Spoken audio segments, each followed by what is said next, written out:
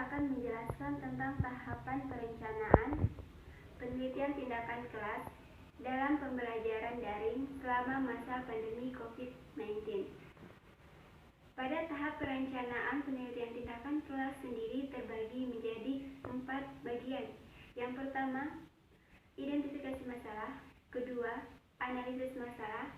Ketiga, rumusan masalah. Dan keempat, hipotesis tindakan.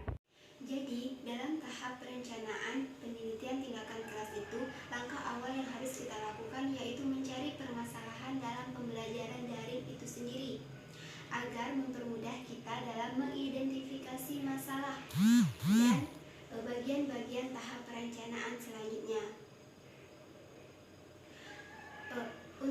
Untuk itu, saya menggunakan wawancara sebagai instrumen penelitian tindakan kelasnya. Berikut ini wawancara saya dengan Ibu Juriah, wali kelas 1 SD Negeri 14 Tempit. Assalamualaikum warahmatullahi wabarakatuh. Waalaikumsalam warahmatullahi wabarakatuh.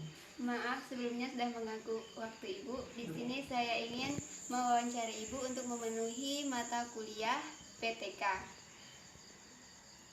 Baiklah, bisa kita mulai wawancaranya, Bu? Oke. Langsung.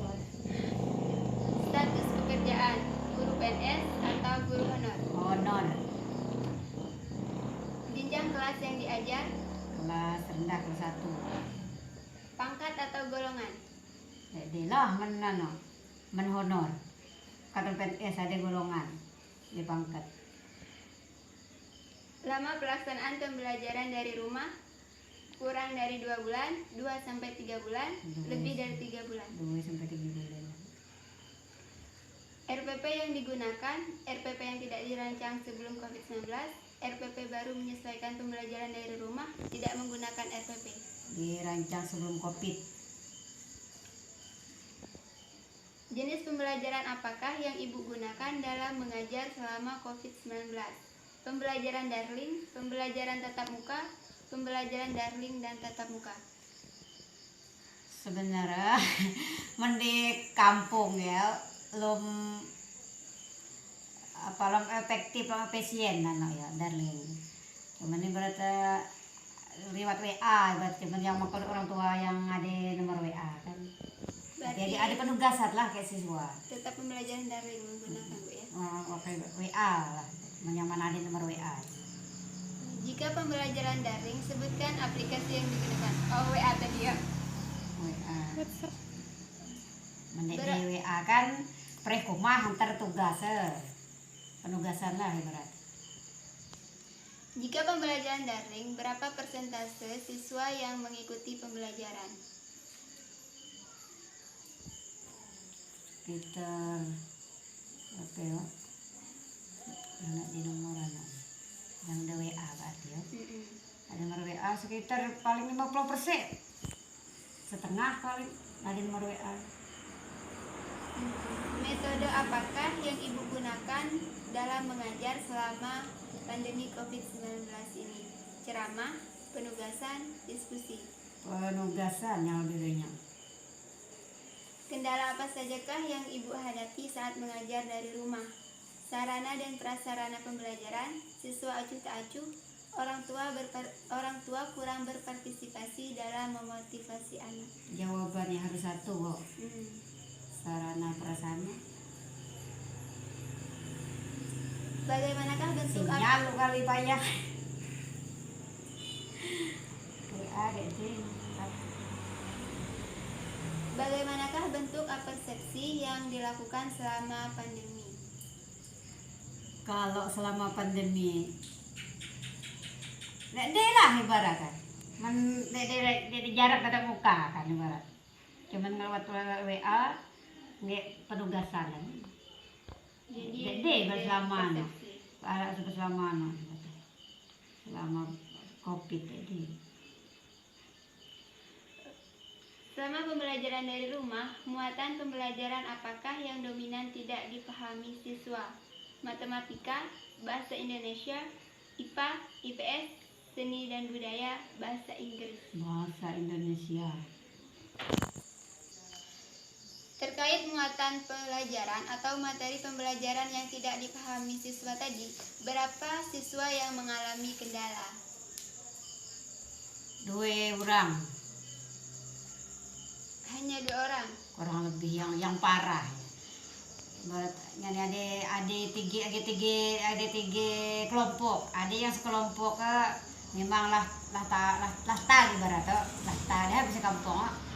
Ibaratnya yang sekelompok memang kalau lah sekitar 5 huruf 6 huruf yang baca lah kenal huruf lah baca mece, ibaratnya baca munyinya, ibaratnya baca mece lah artinya. Ada yang semacam nyata ke huruf tapi dek tak munyi dek tak mece, yang semacam deh yang paling parah di orang 2 deh kayak huruf dia lupa tita ibaratnya kan. Berapa orang seluruh di kelas? Di kelas ada 10 orang.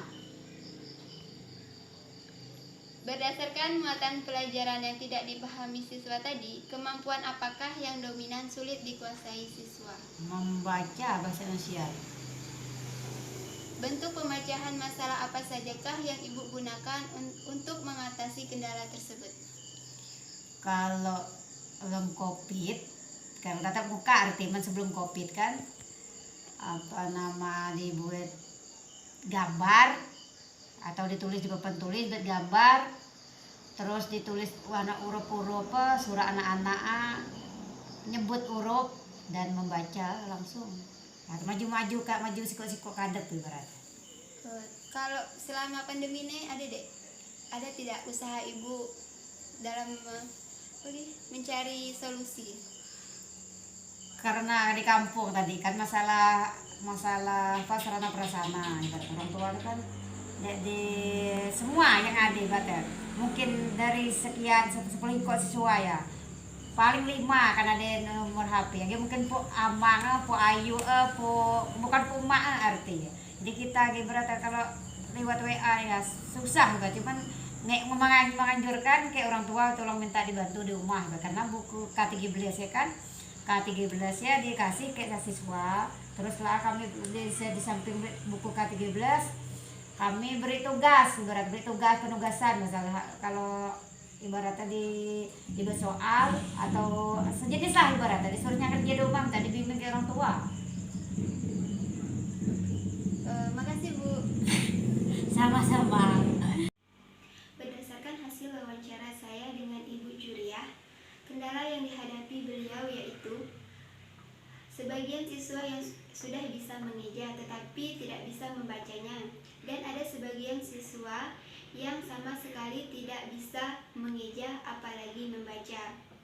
Dari kendala yang dihadapi beliau dapat diidentifikasikan masalahnya yaitu rendahnya kemampuan siswa kelas 1 SD Negeri 14 Tempilang dalam membaca atau mengeja huruf secara lancar. Analisis masalahnya yaitu siswa kelas 1 SD Negeri 14 Tempilang semestinya sudah bisa membaca atau mengeja huruf, akan tetapi masih ada yang belum bisa. Dan untuk rumusan masalahnya yaitu bagaimanakah cara meningkatkan kemampuan membaca atau mengeja huruf siswa kelas 1 SD Negeri 14 Tempilang. Hipotesis tindakan. Jika kegiatan pembelajaran membaca atau mengeja huruf dilakukan dengan menggunakan media gambar dan disertai dengan bernyanyi, maka kemampuan membaca atau mengeja huruf akan lancar dan lebih meningkat. Dan untuk jadwal pelaksanaan PTK itu sendiri akan dilaksanakan selama 3 bulan dari awal September sampai November. Mungkin hanya itu penjelasan saya tentang tahap-tahap perencanaan penelitian tindakan kelas. Wassalamualaikum warahmatullahi wabarakatuh.